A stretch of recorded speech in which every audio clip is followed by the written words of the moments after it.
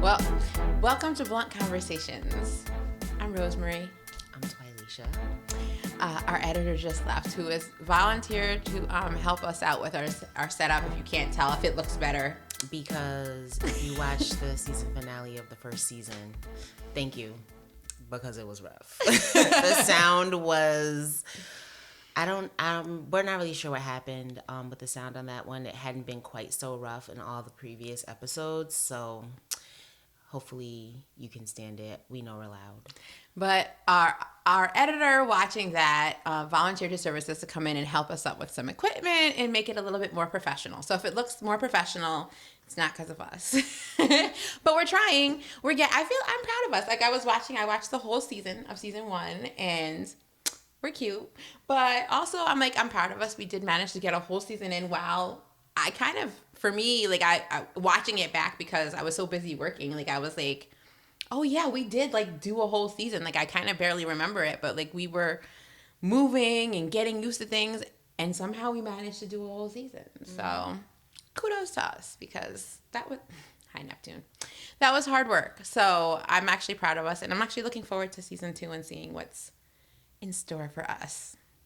So Yeah. I quit my job. I feel like every other episode that could be a theme, but I quit my job, and if you notice, there is no woes on my face. There is no stressed out about it. I was on the fence the last episode, like literally. I wasn't trying to have it be a cliffhanger. I just didn't know if I was going to be able to go into work the next day or not. And I did go into work the next day, but nah. And I left.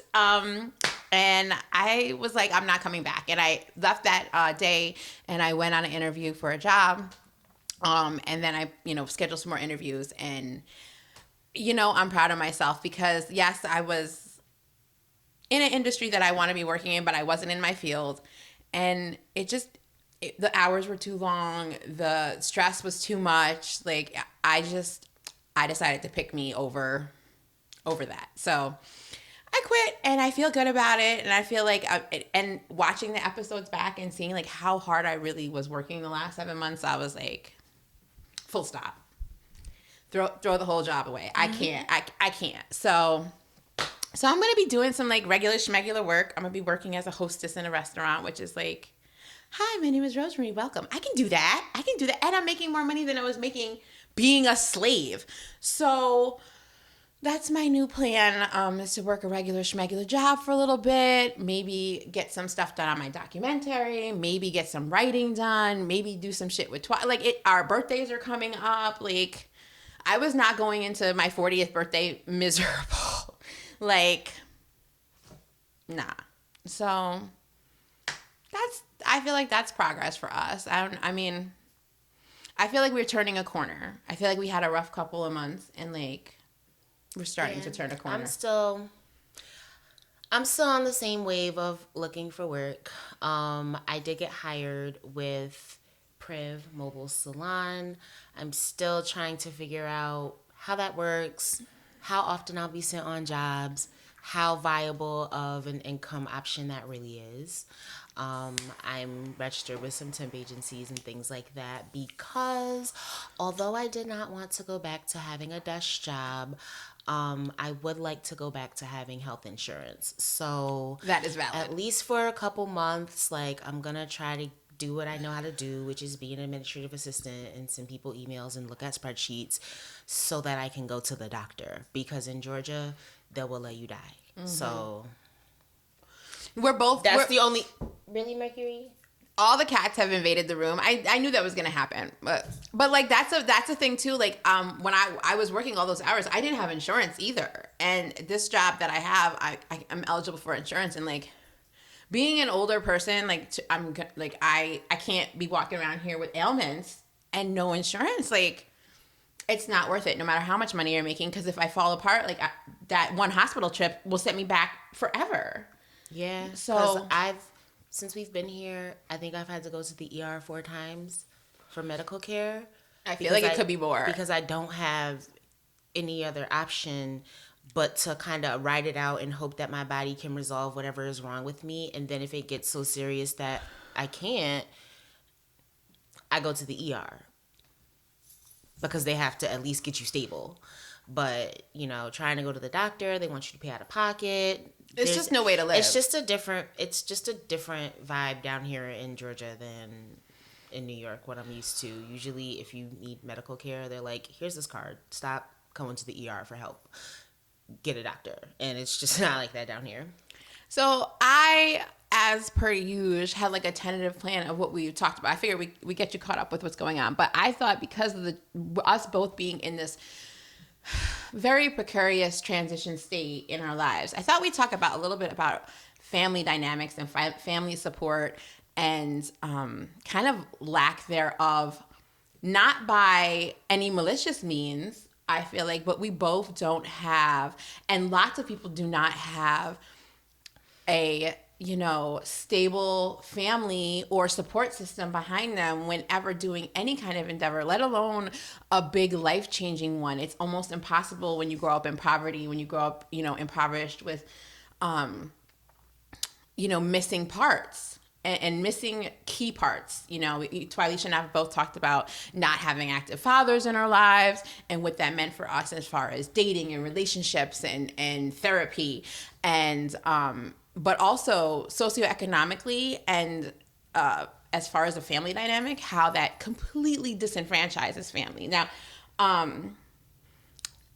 really, I feel like we might ruffle some more feathers with this episode than with the Color Struck episode, because you and I both have very strong opinions on the way that Black families are going and have been going for, and because we're products of it, we both feel very passionately about it. So I feel like, I think that, I know that I tagged Rose in a video that I'd seen on TikTok, and it was basically some Black women that were saying, like, Black women need to stop having children. And it sounds, I guess, kind of jarring if you just say it like that, but the context that was given, the one woman was like, I live in a household that there hasn't been a man in the house for 5 generations. That's her being fatherless, her mother being fatherless, her grandmother being fatherless, her great-grandmother being fatherless, her great-great-grandmother being... Like, that doesn't make any sense. And a lot of Black women, I feel like they feel, well, if I don't have children, what else am I for? You're for anything. Like, it doesn't have to be for having children, and it certainly doesn't have to be for having children when a lot of women who grew up in these fatherless households have no idea how to select a proper mate to have a family with. So you're having children with these fucking weirdos and these bums and these abusive men and these men who practice weaponized incompetence. And then you're by yourself, and not just you by yourself. Your child children is by themselves. And I don't care how good of a mother you are. Like, I talk to Rose about this all the time. I'm like, the best mother, if your child is fatherless, you still failing on a level. Because unless this nigga's dead, if your child doesn't have a father and their father is an able-bodied man that's fine, then something got lost in the communication, because your father should be there for you. And when your father's not there for you, your mother cannot good mother her way into you not feeling, you not feeling abandoned by your father. And I have experience on this on both levels, because I am a parent, and I lucked out, I really didn't luck out with my high school boyfriend. Because I had grown up watching men, and including, like, I watched, you know, my father beat my mother, and I watched domestic violence, and I watched men, you know, execute verbal, you know, attacks and, you know, verbal abuse. And I, at a very young age, was like, well, I was going a lot on I'm not going to do what my mom did. So I would do the opposite. And at 14, I found a boy who was also traumatized like I was traumatized. And he's a good dude. Like, I knew he was going to be a good dad. I knew he was going to wild out. I knew he was going to take, like, at 14, I was like, well, he not finna beat me. I won. And I stayed with this dude for almost 10 years. And we have 2 children together. And when we broke up, it was, you know, fairly amiable. So I had this very kind of like one set. I was like, I'm not going to do this thing. My youngest son's father is a different situation. Because was in this long-term relationship and grew up in this very dysfunctional life, I was emotionally stunted. And my youngest son's father is 8 years older than me, which we talk about this often. Oh. Go ahead, hit him with the stats. Hit him with the stats. I know you're thirsty to hit him with the stats. Let him know. We're not just coming here on bullshit. Because literally yesterday, I'm going through my Facebook memories, and I had shared a couple years ago a statistic. It was something like, I think something like 65% of children born to teen mothers are fathered by men between the ages of 20 and 28. And the teen mother is presented as the problem, which she always is. It's always presented as the woman got pregnant, the girl, she's fast, she's this. But I need to know, why are you 28 years old hanging out with a 15-year-old? And having a child and having unprotected sex with a child. And that's usually, unfortunately, that's a lot of what goes on. Like, these teenage girls are not usually in age-appropriate relationships and getting pregnant by teenage boys. And yes, I was. It happens, but it also happens that they're grown men having and it's usually that. It is usually that. It's men who are taking advantage of emotionally and physically immature girls. And when I look back at my situation, now here's the thing, like I can look back with a really with a perspective of as a parent now, as a parent of teenagers too, because my kids are older than I was when I had them. And I look back and that's why I never talked about it. I was like, my parents failed me. Like I loved my mom, and I guess by proxy, I have some love for my father, but they failed me. They failed me in protecting me and educating me. And, again, my mom said we don't believe in abortion in our family. So no matter what the circumstances of how I got pregnant, I was going to have my child. And again, I was a child, so I'm going to listen to my mom. Like I look back and I realized how young and naive and, impressionable I was. So when I look at these young girls, I have the deepest empathy for how lonely they are and how I know that their parents are failing them too, because like I said, I have teenagers. Teenagers are fucking hard, but because one thing that I had a friend.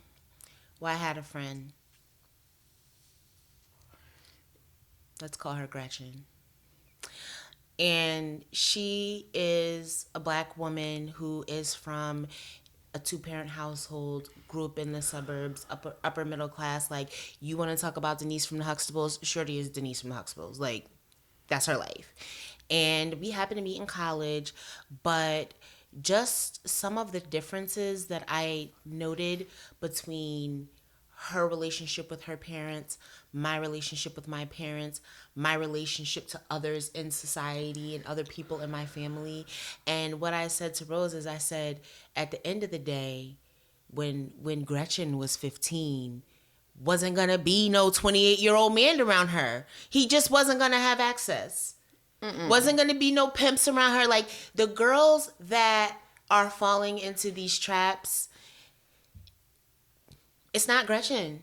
It's me. It's Rose. I mean, it's not these people who... It's these wounded have people who care about them. Because I'm like, if somebody cared about you, you wouldn't be out on the streets late at night. You know what I mean? You wouldn't be hanging out with these unsavory characters. You wouldn't be seeking something to fulfill you from these strange men out in the street. Like, think about being 15 and just trusting some man more than you trust the people in your house. And that's crazy. And safety is such a big thing. I think for both of us who talked about just financial safety and just safety in general. I was 400 pounds and I still say it was out of necessity. I shouldn't be 400 pounds. I don't think that's healthy. That's not what I'm promoting.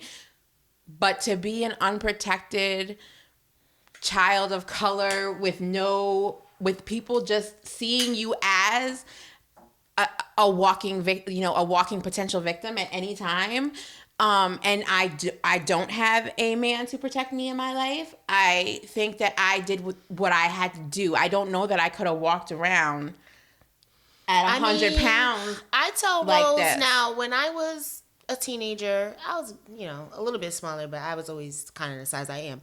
But I would fluctuate probably between 195 210 when I was in high school. Just depending on what's going on. And I was walking home one day and a nigga tried to steal me. And if there hadn't been another person out there to help me, I probably would have just gotten stolen. He was stronger than me. He was bigger than me.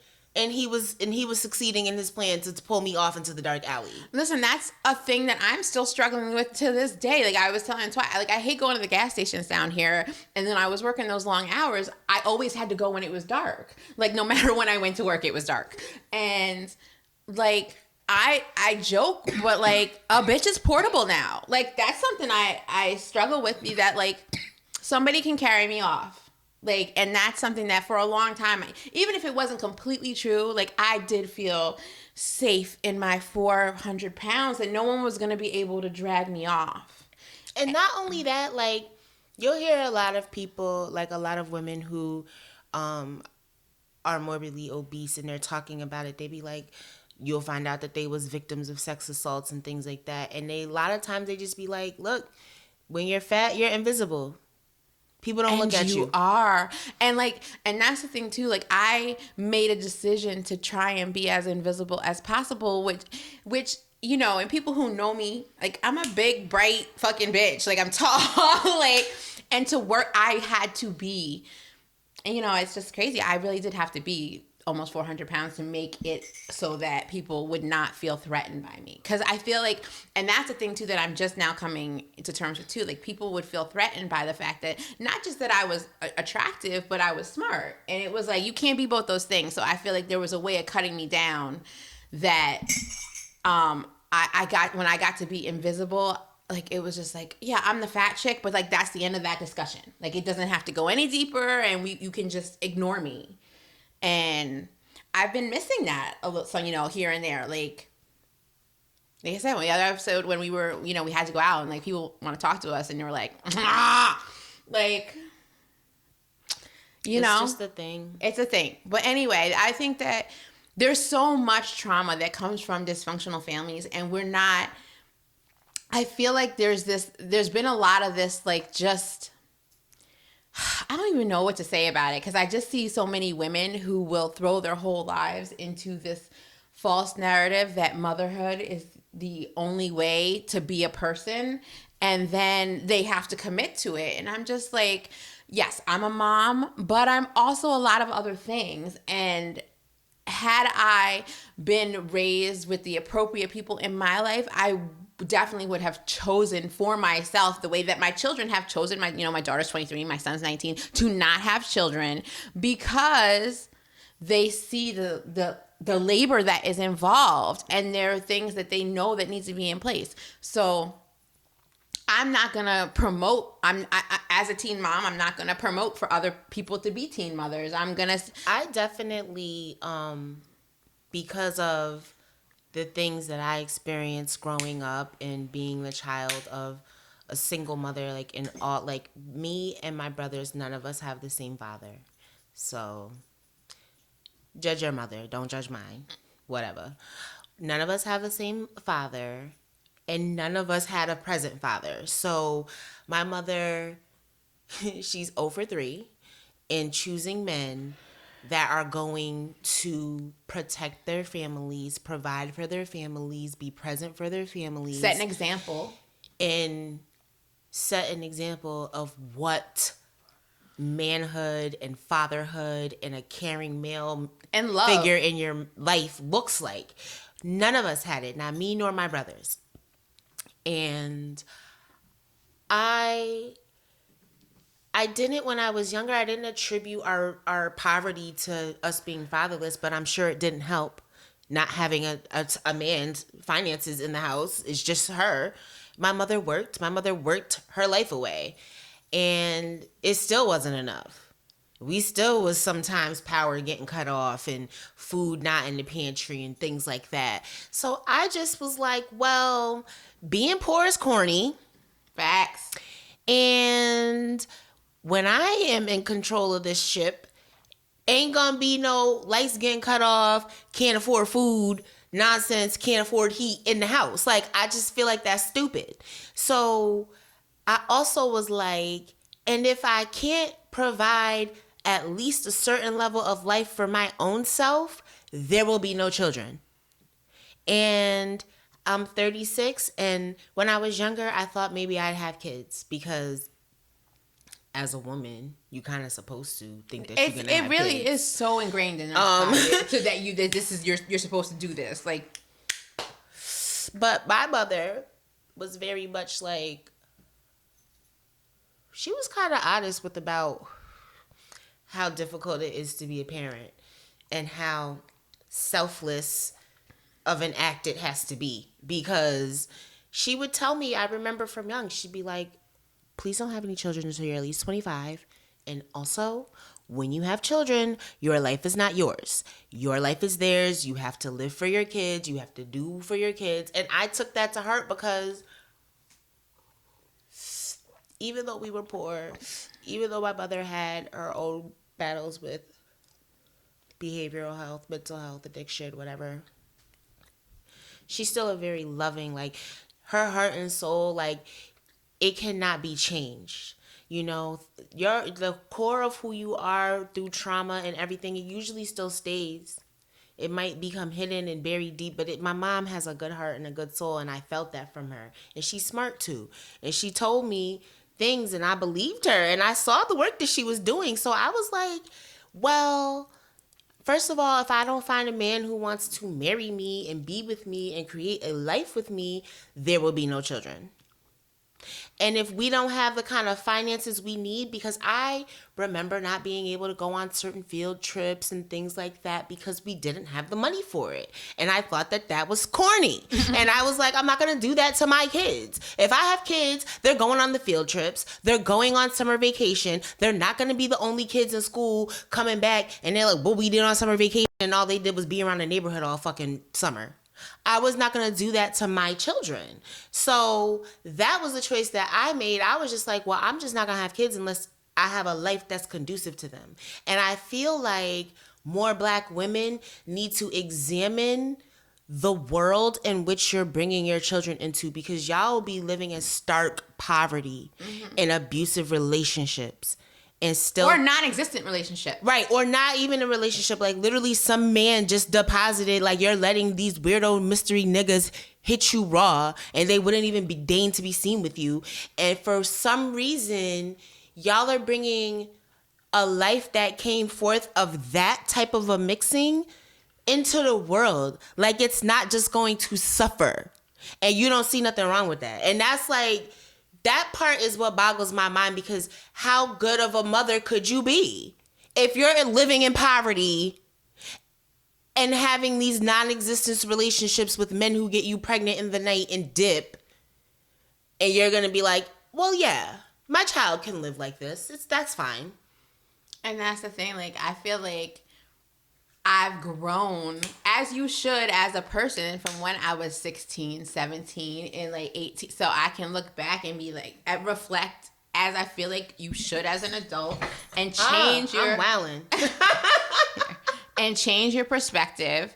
And I feel like the women who are doubling down and having babies in their late 30s and 40s, and you know, still keeping this conversation. This is a live taping, people. Yeah. I'm sorry, this is a heavy conversation, but yeah, it's still like those women are a danger to our community. So that's Absolutely. why I talk to Twilisha often about like how guilty the guilt I have as a mother for not being old enough and having the finances enough to do the things that I wanted to do exactly for my children. In my youngest son's case, having chosen poorly. I don't know how personal this is, but like honestly, that decision made me tie my tubes. Like just knowing that for some reason I was so dysfunctional that I would have somebody's baby that I knew wasn't going to be a good father, because that had never happened before. Because I, even though I got pregnant on birth control, I was like, well, this dude's going to be a good father, so I ain't got to worry about that. When I got pregnant at 23 with my youngest, I was like, oh, he gonna be slaw. And I was still programmed. And at this point, I was like, well, if I did it at 17 and 19, why can't I? So I was like, what's one more kid?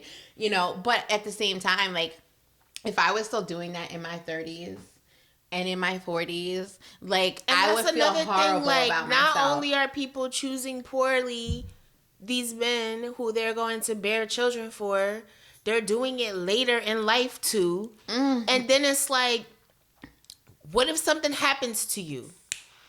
Pregnancy is hard on the body. You could be a 40-year-old woman deciding to have a baby for whatever weird ass reason and die in childbirth because that's a young woman's game and you're just dicking around with it. And then what? Because the man you chose is not going to be there. Right? If you all this baby guy and you old having a baby. And we say this not because we don't like black families. We say this because we love black families.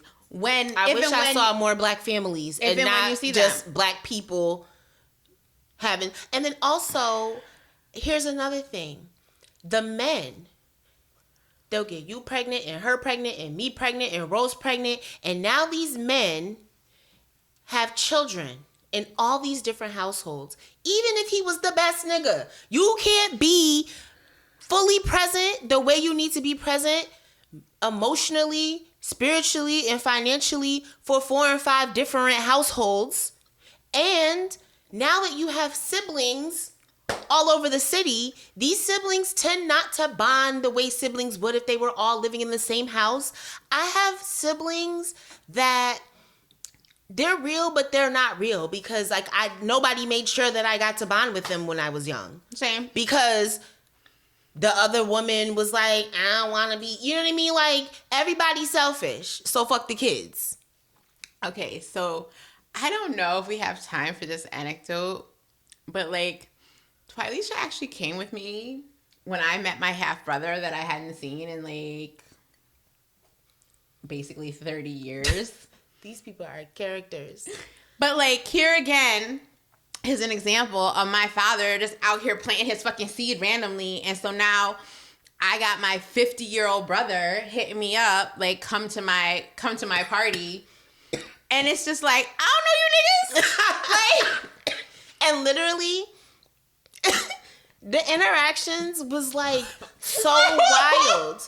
Like, first of all, we turned the corner and there's like a gaggle of like bald-headed big black niggas. And I was like, those gotta be Rose people. Because where we were, you would have never seen that many black people, and certainly not that many black people that had that look to them. Also, like, all niggas. Like, there was like 2 or 3 women. Like, it looked like a prison yard.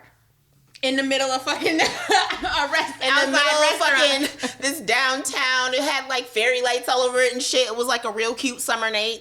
So I was like, that gotta be those people. And she's like, those my people. So clearly. Like, yeah, like, I wasn't 100, but like I was 100% sure. So then we roll up and like, he greets Rose. Rose introduces. She's like, this is my son. This is my friend.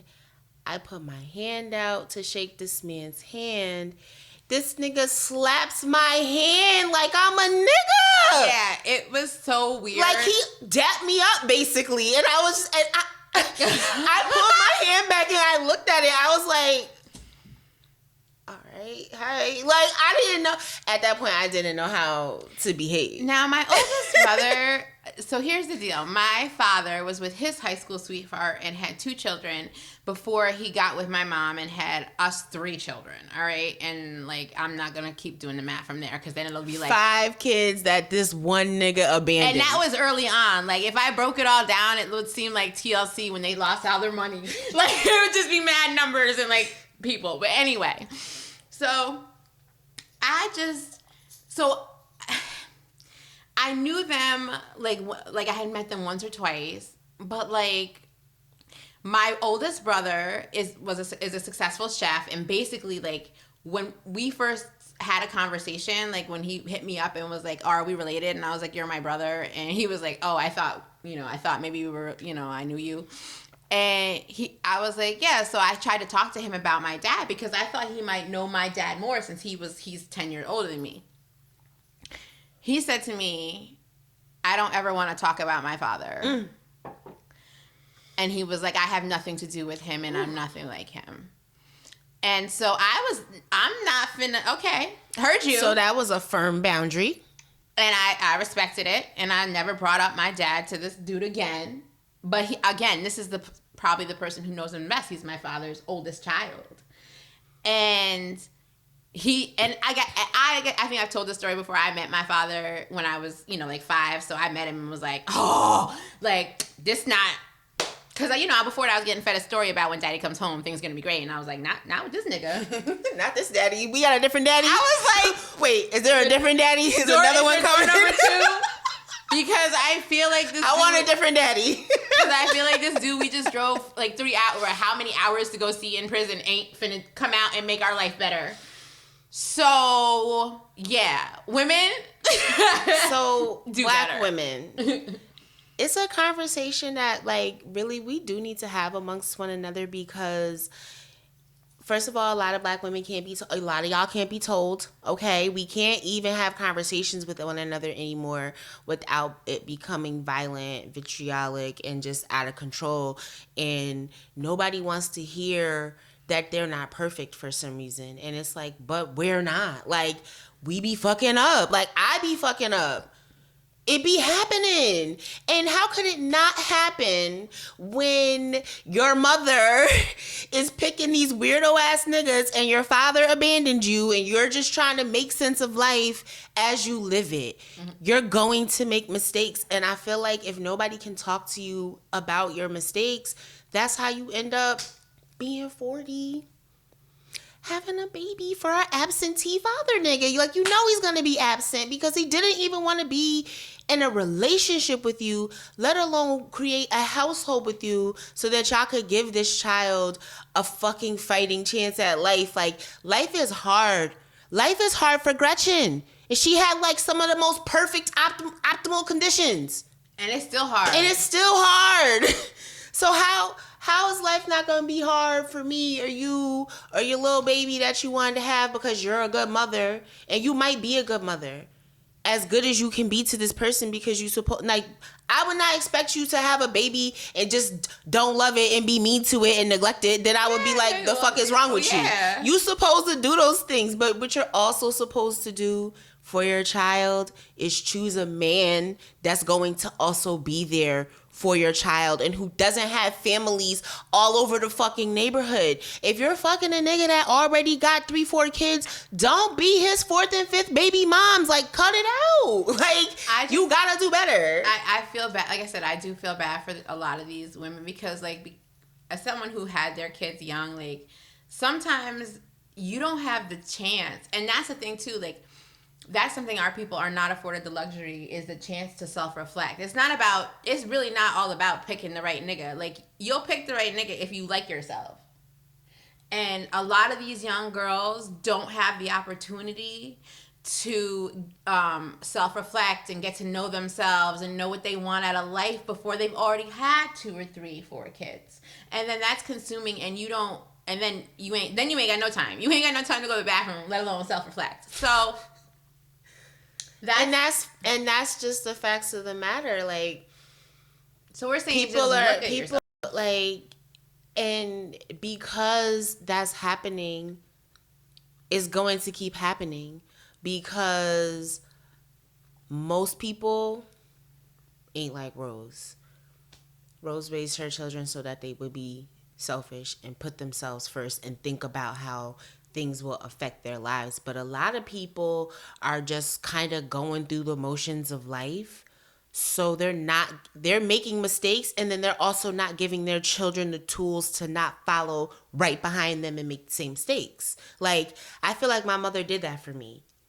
My brothers didn't listen. God bless them. I hope that things get better. But my mom gave me the tools to try to basically make better choices. And I appreciate her and I love her for that so much, because I don't know, like, my mom, she has her flaws and she made her mistakes in raising her kids, but I'll always exalt her name, because for one thing she did for me was let me know that, first of all, I can do things, that she is proud of me, that having children is not something that you take lightly. It's an important decision and it's a life-altering decision. And like, she talked to me about it a lot. And she was just like, it's serious. And then I tell Rose this all the time, and I was like, another reason why I knew, because like,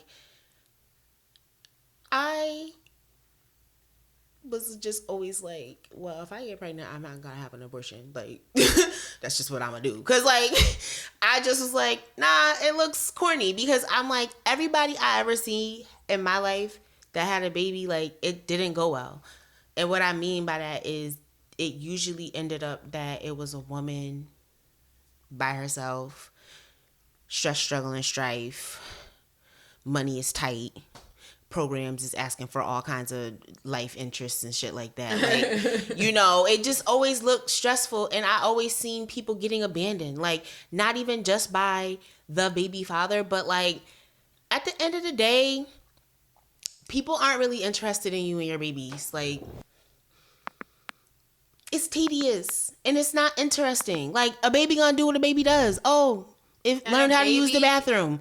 How many times I'm be excited that a nigga is a person? Like, he should know how to use the bathroom. Moving on. Like, that's just life. Like, it's interesting for you as the parent and maybe like the grandparents, maybe the aunts and uncles. But past that, don't nobody care. Don't nobody care. And that's if you got grandparents and aunts and uncles that are going to actually be actively involved in this. Plenty of people is aunts and uncles and grandparents in title alone.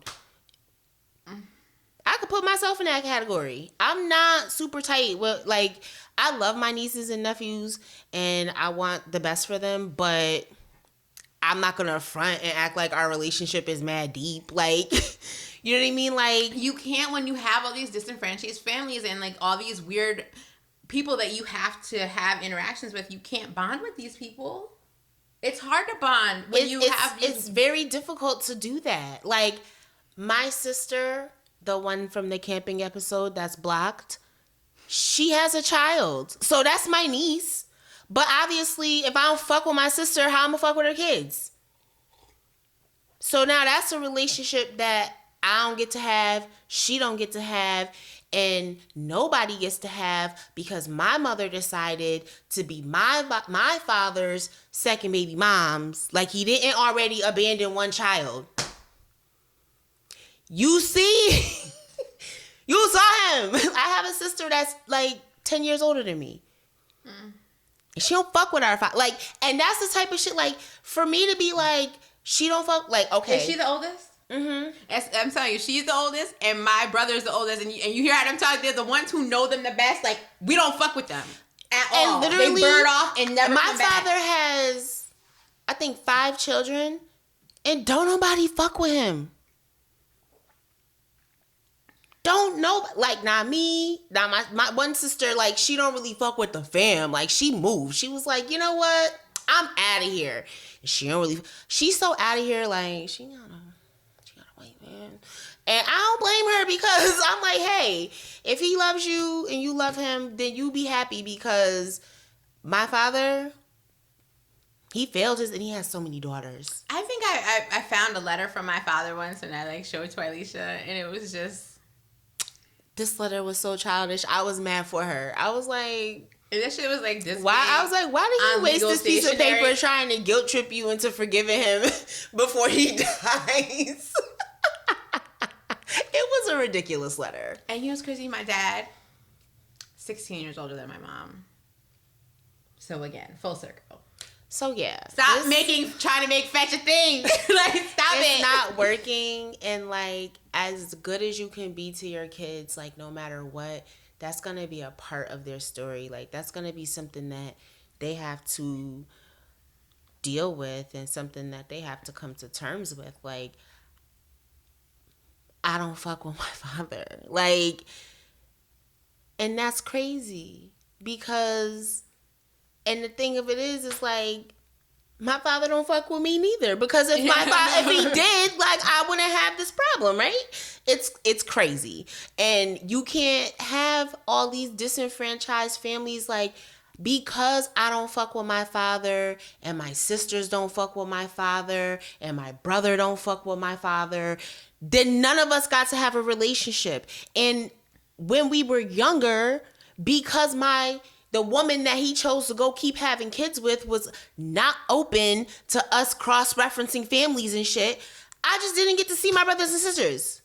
So I don't have, like, the ones that lived with me, like, the way that my relationship is with my mother's sons is not like that with my father's kids. And, like, how is that fair to me? Like, I got a whole half of a family that I don't really have access to. And also, like, my father's family don't fuck with me. Like, I got aunts and uncles and cousins and all type of shit that just don't even give a fuck to know me. So, like, it's like, that's a part of me that I just walk around with it every day, knowing that there's all these people in the world that was just like, fuck Twilisha, we don't care that she exists, like, and they related to me. Like, that's weird. And I knew that early on, because I knew that my whole Italian side of the family didn't fuck with me because I was half black. And then so I knew, I got, from glass windows, saw like all my cousins playing together and their first communions and all these events. But I always thought it was weird. I never had any of those things, but I got it later on. So, like, again, so while Twilisha and I are going through this huge transition in our life, we're not going through it with the huge support system that would be in place if people would make better choices. So I think that it's very tough. Like, you end up not having nobody but yourself. Like, and that's scary and that's lonely, and it's just something that people who are in these positions, they just walk with and they live with. And it's like literally just having to live your life with a boulder chained to you, because you can't, there's nobody for you to really reach back to. Like, if something were to happen to me and I became sick down here, unable to work or something like that, that's freaking scary. That's it. Like, it's a wrap for me, because literally I can't go to my mom and be like, I need you to help me until I get better. She can't help me. And my father is unreal. And because they're both unreal, I can't even go to my siblings, because my siblings can't help me because they're in the same predicament as me, where they are all they have. Mm-hmm. So that's like how many people created by it. Like, literally, my mom has one child with my father, but my father has 5 children. That's crazy.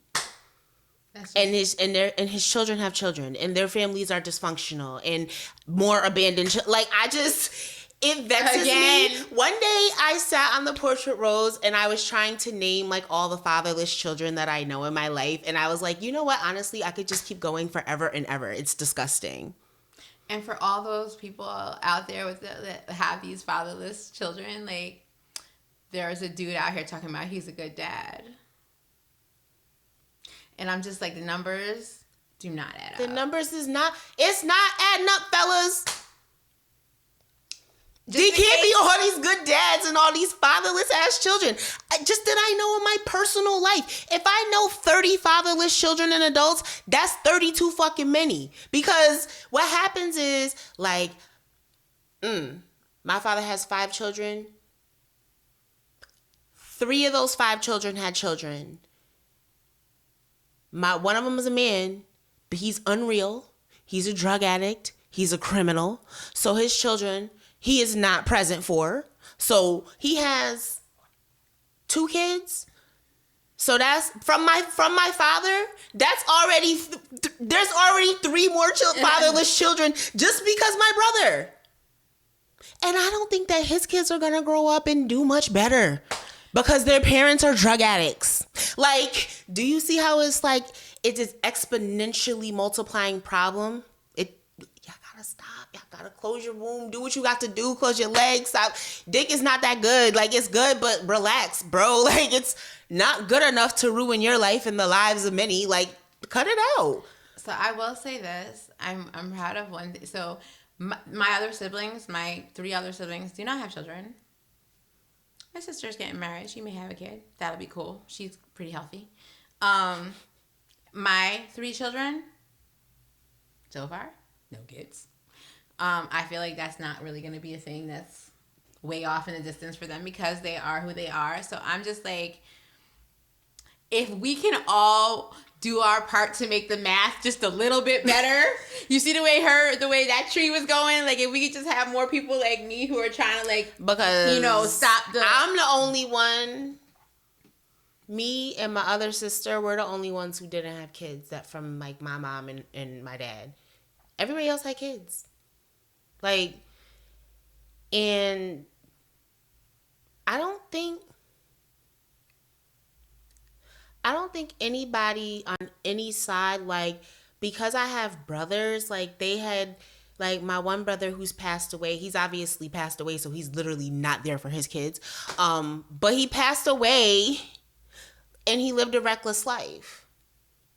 And while he was here, he still wasn't here for his kids. Like, you'll never, like, I love my brother so much and I miss him every day, but you'll never hear me talk about him like he was a good father, because he wasn't. He just wasn't. He wasn't there for his kids. And his kids' life is fucked up because of it. Because he chose a dingbat to have kids with, and she chose a dingbat to have kids with. So she was a single mom. Like, and then she was also, like, resentful and weird. So then she raised her kids up, and all of her kids have kids, I think. But, like, I know my nephew and niece don't have, like, their father is in jail. Like, I'm sorry. I could do this forever. I could do it forever. Look, the math is not mathing. There can't be this many good fathers and I know this many fatherless kids. It's like, it's not adding up. It's not adding up. It's like, just not adding up. So I think that's where we want people to just, like, focus on yourself a little bit. If you're 4 kids deep, full stop. Cut it out. Full stop and really look at your life Tie and those think about tubes. like what's going on with you, because you can't fill a void with children. You cannot fill a void with responsibility. Like, it's like every time you got stressed out, you bought a cat home. Like, the house would just be wall to wall fucking cats. Like, y'all can't do this with kids because it's not fair to the kids, and that's what we're saying. We're like, we are not anti-family. We are actually pro-family. I'm very pro-family. Like, people who, like, is having children out of a space of love and togetherness, and they trying to, like, make a nice little life for a new person. Not mad at it. I love it for you. I think that's sweet. Mwah, delicious. I love it. More of it. I want more of that. Like, I love old Black couples that talk to me about their kids that have houses in Jamaica. Like, I love that, because you know what? That's what Gretchen's gonna be. She found her a man that made sense and was nice to her and doted on her, and you know what I mean? Like, she found her somebody that's like, if they decide to have kids, that kid's gonna have a nice life. Like, life is hard in the best of circumstances, and that kid's gonna have a nice life. He's gonna have 2 parents that love it and want nice things for it and expose it to the finer things in life. I know so many adults who ain't never been nowhere because nobody told them that they should go. And I know a 40-year-old man who told me he likes to travel and only been to Miami. Do better. That's not traveling. That's going to Miami every year. Cut it out. And that's the thing, like, because, and that's what we're saying, like, take some time out to get to know yourself, because usually if you get to know yourself, you don't want to divide yourself up to other people when you don't have all the parts together. So we're saying that because we're both, like, going through this huge transition in our life, and without having the support system, and just wanted to take this time, because it seems like y'all are still wilding, just pregnant every other guy. The pandemic didn't help. I don't know how y'all was 6 feet apart and everyone's pregnant. So cut that out. Y'all was not social distancing At all. properly. Like, I wasn't, during the most of the pandemic, like, I wasn't dating. Like, you and I were on trail hikes every fucking day, and everyone's getting pregnant. Cut it the fuck out. Mask on, condom on. Talking about pandemic baby. Listen. Babies is not a cute trend. No. Babies are going to be adults later. And if you're going to be having babies under these circumstances, it's likely going to be an adult with huge issues. And I just don't know why y'all want that for your kids. That's all I'm saying. I didn't want that for my kid. Like, I was very tuned in to how corny certain shit was about my life. Like, when I would see fathers taking care of their kids, like, that pang in my heart with, like, I can't control it. And I would really be like, yo, why my father never cared to take care? Like, why he just never cared about me? Like, that's wow. That's wow. I'm sorry, that's cold-blooded. And I feel like a lot of these dudes out here talking about something, I'm a good dad, and I'm a good person, and I'm a good this. Like, I wonder what their kids have to say. I wonder that. Because, like, ask the oldest. Cause sometimes I get the feeling like if my father does talk about me to people, I bet he brags about me. Oh, I can't. Yeah, I bet he does because, she's an artist. Because he always be like, I always be watching you. Fuck that, nigga. I don't need you watching me from the sidelines. I need you tagged into this game of my life helping, and you don't. So why would I care that you keeping tabs on me on Facebook? You and 1,000 other motherfuckers. Like, come on. That's not... And like, I've talked to Twilisha about this because both my parents are dead. So, and like... really, my mom dying completely impacted my whole life. My dad dying, it was like, well, the nigga's still not here. And I say that because I really had to make peace with who he was as a man. He just didn't have the tools. Like, he was never just going to be a good dad. And, like, I had to really come to terms with that, and I really got into it in therapy and really had to, like, dismiss him from all my anger. And I know one day she's going to have to get there because this nigga's going to die. And he still won't be here. Because I still be like, And I don't have that. Like, I feel like when I talk about my dad, it's like whatever, because I had to come to terms with that. Like, because I had that anger at one point. But then when he died, it was like, well... Now this is just me being angry at the air. You know what I'm saying? Like, at least before I could fit, like, even really, I should have come to terms with it earlier, because even when I was angry then, like, I was angry by myself because this nigga was out there living his life, making more babies. Like, so who was I really hurting? Living his best life. And who was I really hurting? So that's why I'm like, someday she'll get there. Maybe it'll be before he dies. Maybe it won't. But like, that is what happened. My point is saying, like, I'm be 37 soon. It's 37 years that I have had this in me. And I feel like it's taken very lightly. I feel like it's taken almost for a joke, especially like when a woman doesn't have a father. But like, honestly, this is something that I be like, I don't see what's funny about somebody having an open wound for 37 years. Because the person who was supposed to love them the most doesn't even care that they exist. I just don't see what's funny about that. And I don't see the need to keep perpetuating it. Yeah, I don't see the need to keep putting more people in that space. Like, I feel like nobody is willing to admit that that's what happens. I feel like I honestly do. I feel like all these people, these women who be having babies for these terrible men, like, I don't feel like they are, like, ready to admit that they're complicit and subjecting their child, who they supposedly love so much, to just like this lifelong pain. Because when you're young, like I talk to Rose about this all the time, like because I never had my father, like I was just like, well, whatever, he's not there. It wasn't until like I got to be into my early 20s that I was really tuned into like how fucked up shit was going in my life Is that because when you met of Gretchen? that. Yeah, like when I met Gretchen and I started to see how a family could be, and it also made me start to feel like I started to really feel a little bit of shame about my family, because I was like, yo, we're mad dysfunctional. Like, And she was, but it just made me feel a little gross because like my brother's always in prison and my other brother is having these children with this woman, and nothing is like everything was like, it was almost like like it was like I live in the fucking underworld or something. Like I was some kind of monster compared to Gretchen. I was just like,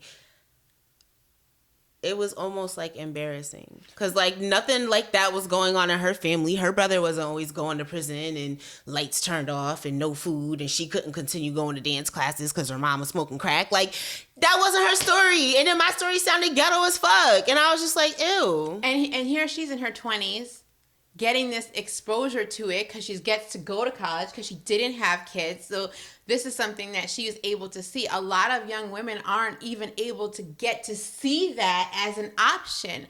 And for me, it wasn't until my 30s, because I had kids young, that I even was like, oh shit, my shit's ghetto as fuck. Like, but also I wasn't trying to lean into it and be like, oh, this is a blessing and I should do this more, and I was like, you know what, bitch, you gotta get your life together because this isn't a way to be. And I feel like there's not enough women out there, and yes, maybe you haven't been afforded the opportunity, but sometimes y'all gotta just make the time. You gotta make the time. You gotta listen, that's one thing my mother taught me, and I always call her. I'd be like, listen, you gotta take care of your star player. Like, I'm the star player in my life. Like, I gotta take care of me. And that's how I approach everything. Like, if me is not feeling it, and that's another thing too, coming from a space where like my mother had her own battles and my father wasn't there. There were a lot of times where like my mother was just there like physically, like, but she wasn't really there because she was depressed, or you know what I mean, or whatever she was going through. She wasn't really there. So I had to be the one to be like, let me take, because my brothers weren't in the house. My brothers are 8 and 10 years older than me. So when I'm 11 and 12 and my mom is just there, it was just me. Like, it was just me there. Like, she was there, but she wasn't there. And so now, a lot of times, it just be me. And I have to take care of me. Like, but there's a lot of times where I just be like, imagine if I had a kid. Because sometimes shit be going wrong in my life. And I'd be like, yo, like, this is crazy right now. And if I had a kid, I don't know what we would do. Like sometimes I imagine, like, scenarios that would never happen. Like, the nigga, like, me come home to a nigga in my house. Like, I wish I'd take care. Like, it never happened. I have that way. Like, sometimes I'll be like, oh, my God, imagine if I had a kid right now. Like, it makes my stomach churn. Because that's scary. Like, it's one thing to not know what you're going to do, like, to take care of yourself. Like, right now, I feel like I'm in a little bit of a panic. Like, I'm like, please let me get a job, because I really need a job. And, you know, I need a job. Insert my Cash App. Keep that going with editor with the Cash App, because it's a scary place to be. And this is me knowing my father, he don't give a fuck about me. My mom, she loves me to death, but she just can't help. Like, her life, she not a balling ass old lady. Like, she on the system. So yeah, I'm in a scary place right now where I'm just like, I gotta do it. I gotta do what I have to do to take care of myself. But just me knowing, like, nobody can help me, like, that's a lot. And for me, like, it was a big step for me to, because I don't, like, again, my family's dead, insert Cash App. Like, I I'm the oldest. Like, I don't have any, and I'm out here without without a nest egg, without a nest,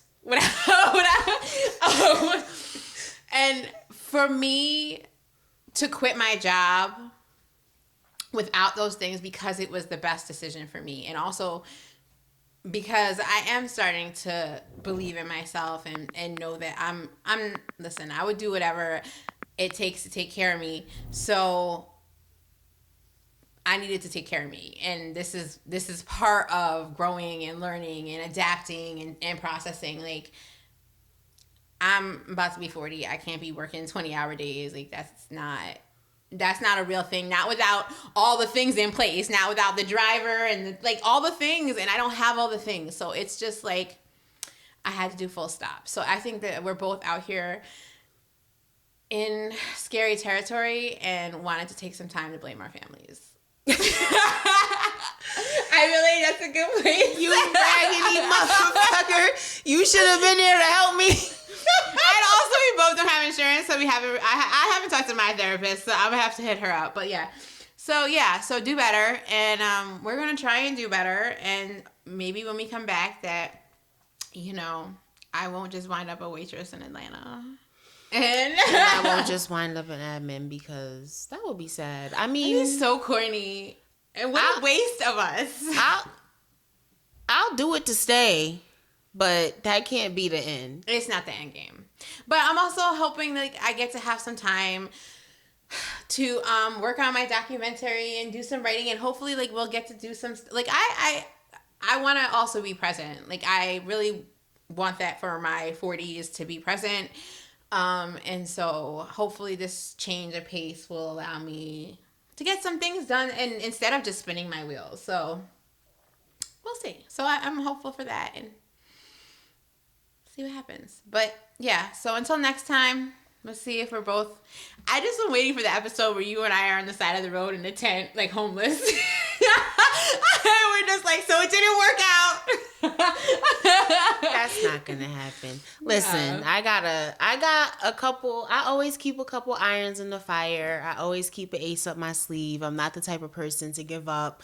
I am the type of person to get my back against the wall, though, and I can get a little panic stricken. But my back is not against the wall yet. I still got a couple, things that I can count on. But yeah, I got an interview next week, and I'm hoping that I ace it so I can just breathe for a minute and. I feel like I'm going to be super annoyed, because I feel like this podcast isn't going to catch on until we're already famous and people are going back and watching it, and then I'm going to be super annoyed if people are just watching us struggle when they could have helped us out the whole time. I know. I'm future mad. We got 23 subscribers. Hi guys, thank you for subscribing. We love it. We love you. We're going to get season 2 out so that you guys can have some content, I feel. Yeah, I think it's dope that we have subscribers to our channel. I think it's so I saw our first episode has this is gonna sound real cute, but it has 87 views. I feel like that's a lot. No, so, for us just being out here and not being able to advertise and all that stuff we respect you. 22 people, you guys are cool as fuck. Right. But yeah, I feel like this is where we're gonna wrap up. Yeah. All right. Until next time. All right, later, guys. Bye. All right. I feel like, Mike called me. Oh, Mike called me too. Called you too? Ooh. What he got? He got snacks. Wait, can we cut this back in, because our bud man. Right.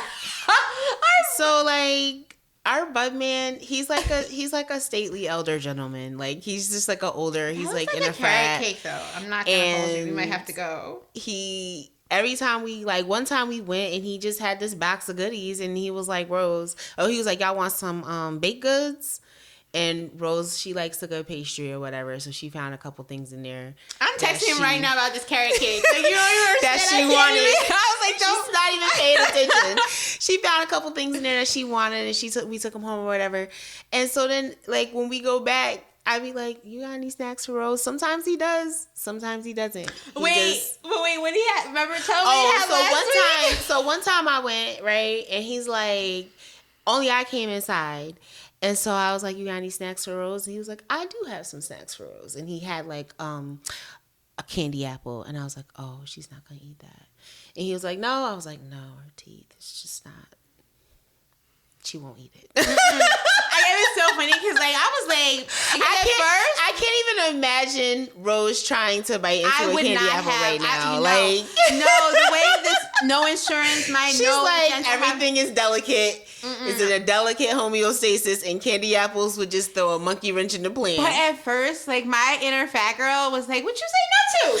And like, because it was like, because I came out, I was like, because what could you have possibly? I love everything, bitch. Like, what could you possibly have said no to? Because I was like, I did ask him if you had any snacks, if he had any snacks for you, but I told him no. Pumpkin pie? Do we need a pumpkin pie? I kind of do like. Don't revoke my black card, but I do like a good pumpkin pie. But yeah. And then I was like, no, it was a candy apple. And she was like, oh, yeah. No, you're right. I was like, yeah, I know. Because it was like literally my kryptonite. And I was like, oh, shit. Like, yeah, you're dead on, bitch. Nah. Swipe left. No. I was like, I know what I be talking about. But yeah, so he got some goodies. So I guess we're probably going to be going over to his place. Like right now. But yeah, so our editor's going to have to edit back in because that was funny as fuck. All right, we got to go. I got to carry Kate to go get